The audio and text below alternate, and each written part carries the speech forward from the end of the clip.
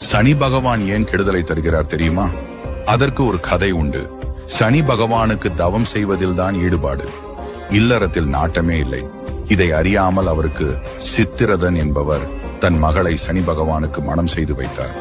திருமணமாகி சில வருடங்களுக்கு பின்னர் தாமினி ஒரு ஆண் குழந்தைக்கு அம்மாவாக வேண்டும் என ஆசைப்பட்டார். இந்த ஆசையால் சிவபெருமானை நினைத்து தியானம் செய்து கொண்டிருந்த சனி பகவானை எழுப்பினாள்.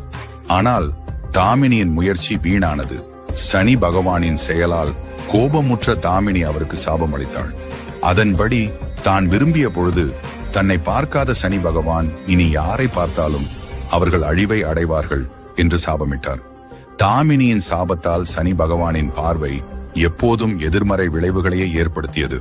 அன்று முதல் அவரது பார்வை வக்ரமாக அமைந்துவிட்டது. மாற்றவே முடியவில்லை என்பது ஐதீகம்.